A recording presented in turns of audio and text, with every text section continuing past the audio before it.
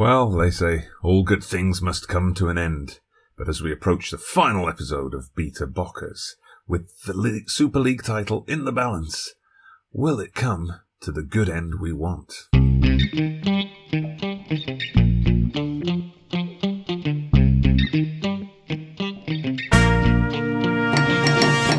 Yes, hello there everybody, welcome back to the channel. Dodgy Gamer here with episode 9, our final episode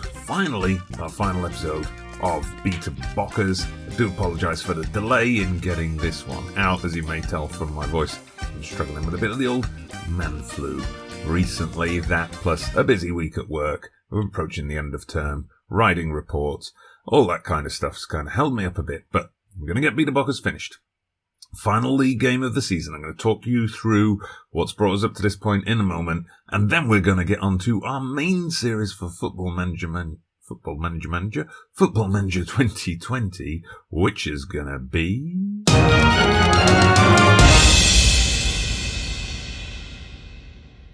That's right, we are going for the double challenge with Andorra, FC Andorra, in the Spanish Segunda B3 division, trying to get them up to the top, whilst also trying to make the Andorra national team relevant. But before we get on to all that, it's time to look at the league.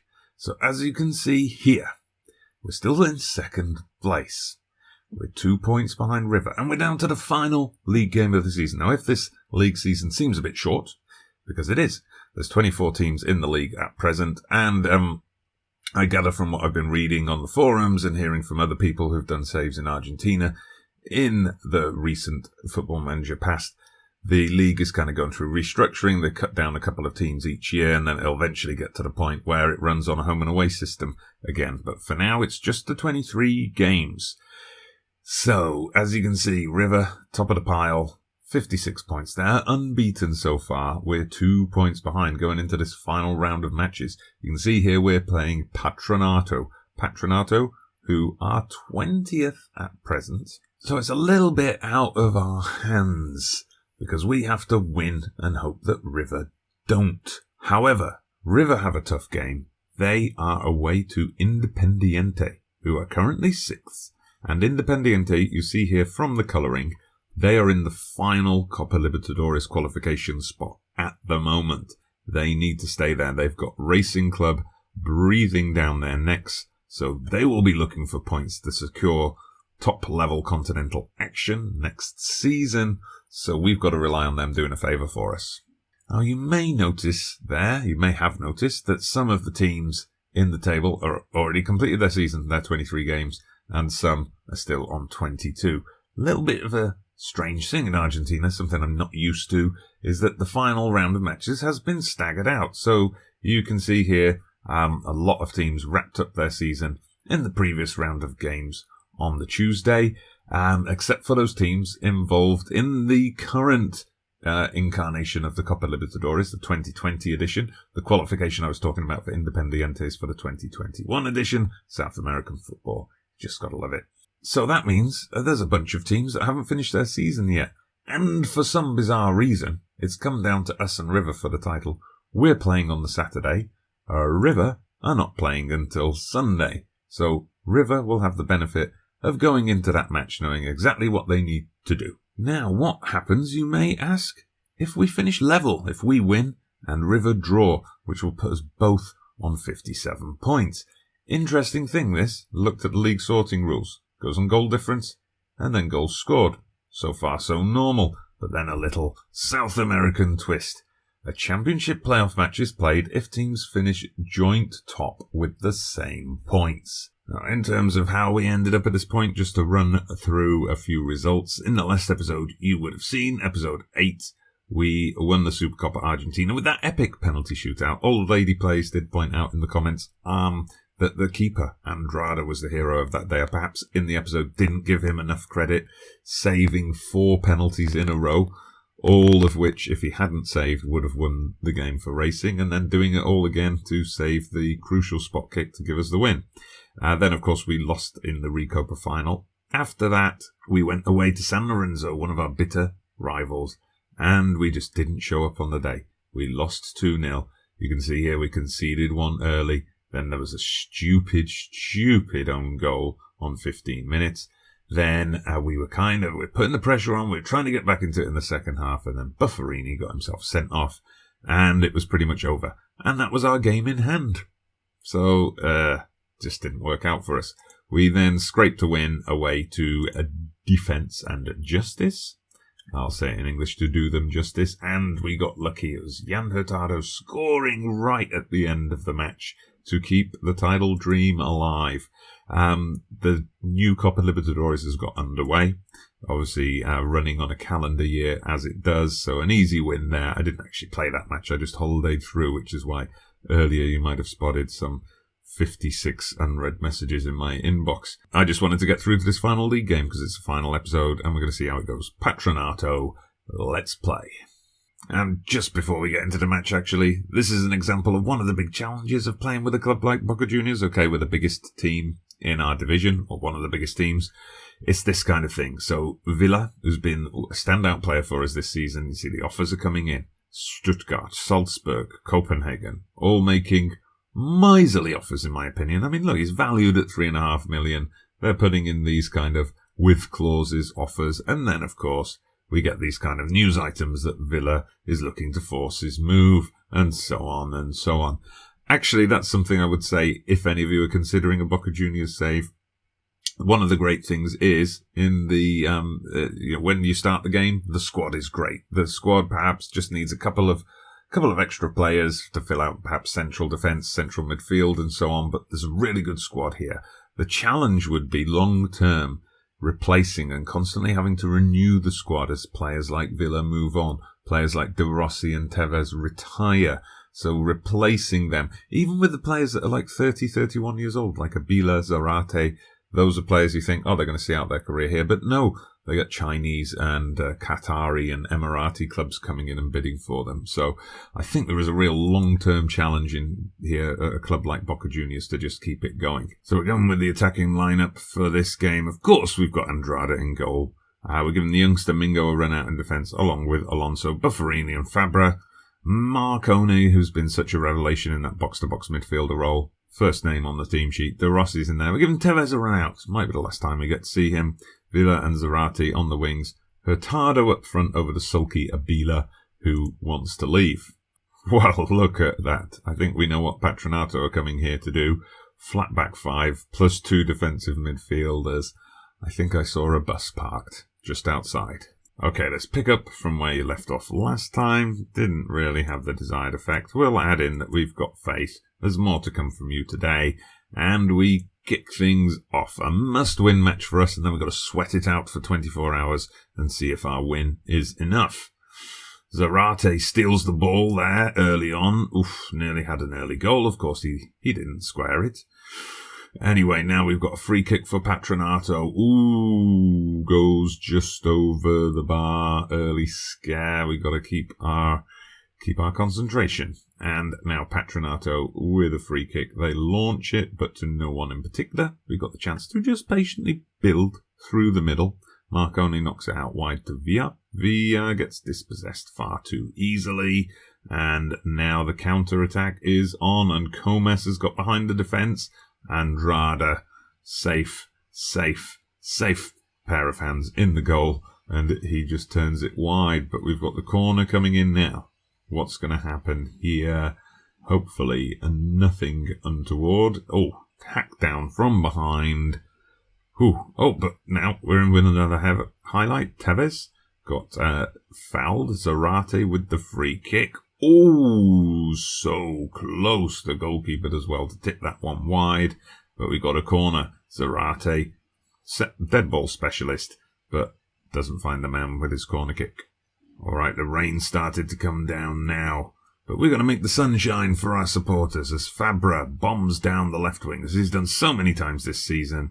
Pulls it back inside to Zarate, knocks one out to the far post, but the keeper saves it. It's still on though. De Rossi knocks it out wide. Fabra again, got the time, brings it to De Rossi. De Rossi angles one to the far post, and it's a penalty. A penalty's been given by the referee. I've got no idea what for, but we'll take it.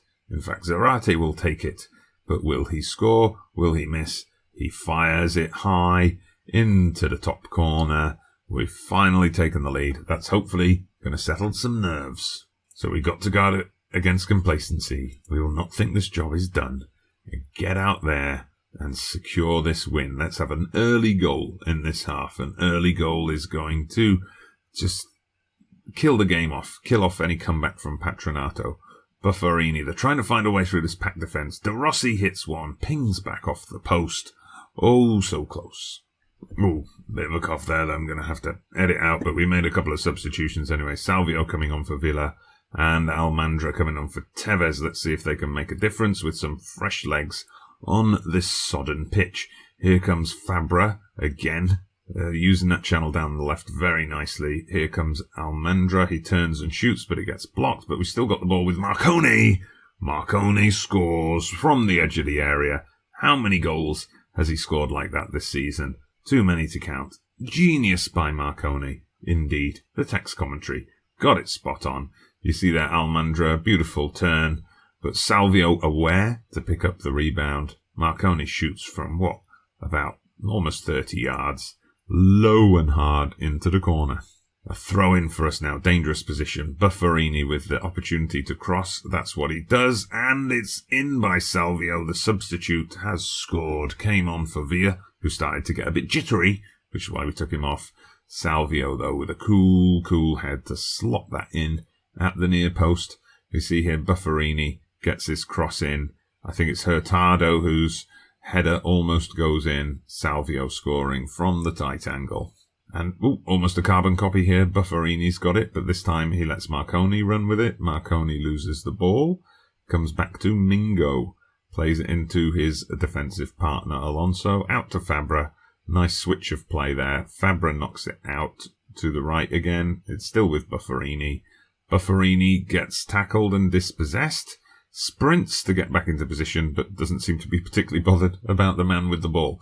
Anyway, here come Patronato. Oh, dearie me, Fabra, who's on a yellow, hacked him down, and that's going to be yet another red card. It does seem that we've lost our discipline late in the season. Right, let me just fix this. Okay, so we've dropped Almandra into De Rossi's deep line playmaker role. As you can see, he's nicely suited to that. We've taken De Rossi off and brought on Mas as a left back. We'll just have to manage without that attacking midfielder for the final 12 minutes or so. I suppose I could do some other tweaks, set us up more defensive, but I think we're so much better than Patronato that I'm going to cockily say it's not necessary. Come on, ref, blow your whistle. It goes to Andrada quite easily. Andrada just needs to take his time here. There's no rush. There's no rush to fire this one out. He goes for the throw to Almandra, Marconi. We just need to keep the ball now, run down the clock. Hurtado's got it, plays it out to Zarate, and there we go. It's finally over. A match we pretty much dominated in terms of shots and possession. We got the result we needed. Now it's just all about, are we going to get the result we need tomorrow or not? So here we are. We've advanced a day in time. And here it is. It all comes down to the next click of the continue button. Independiente against River. Independiente will be looking for a win to guarantee themselves 6th place. River looking for a win to get the title. I don't think I've ever had this before. I mean, I've had that situation where, the title's settled 3 or 4 games before the end of the season, and you perhaps played a day earlier, or they're playing, your second place team are playing the day before you, and then you're waiting on that result, and it can confirm your champions when you don't actually play. This is the first time I've ever been in a situation where this has happened on the final round of matches. Anyway, here we go. Wish me luck. Fingers crossed. Let's hit continue and see if we win the title or not. We're waiting. We're waiting. Tensely waiting for the calendar to advance. Kettering under 18s, heavy defeat to Colchester there. Oh! Independiente have done it. And we've done it. Oh, yes. Independiente won 2-1 against River. River had a man sent off. It was 1-1. Independiente went 2-1 up. River just lost their cool. Independiente booked their place in the Copa Libertadores and hand us the title in doing so. River's first defeat of the season consigns them to second place. Wow, so that means Copa Libertadores, Argentinian Cup, Argentinian Super Cup, Argentinian Super League. 4 trophies in a season. Absolutely fantastic. And it says we've done the double, not the quadruple, because, the Copa Argentina and the Copa Sudamericana seasons have reset. Now, that was something that was required by the board. They wanted us to win the Super League, which we've done. What is the Copa de la Superliga? Oh, I don't believe it. There's more. The Copa de la Superliga. Okay, so it turns out Argentina is not just a straightforward league with one season. It's kind of one of those South American ones with an opening and a closing stage, except it's like the opening stage was the Superliga, and then we've got this. The entire Superliga breaks off into 2 groups, and then the top team in each group play each other for the Copa de la Superliga. Look at that. Look at that. 11 games lined up, starting next weekend, along with all the Copa Libertadores stuff. Oh, so just when you think the season's finished, you find out there's 16 more games to play. I think I'm done with the beta, though. I want to get on to my main save. Oh, I didn't realise this season was going to be that long. I mean, look at that. Whoa. And then, we've got, 11 Copa de la Superliga games. We've got 5 more Copa Libertadores games. We've got more Argentinian Cup games. We've got a potential playoff game if we get through the Superliga. And this is never going to end. I think what I'm going to do is I'm going to save this, put it to the side, maybe for another time. I mean, I've never come back to these kind of games before. But, if you would like me to continue at some point and play the Copa de la Superliga, let me know in the comments.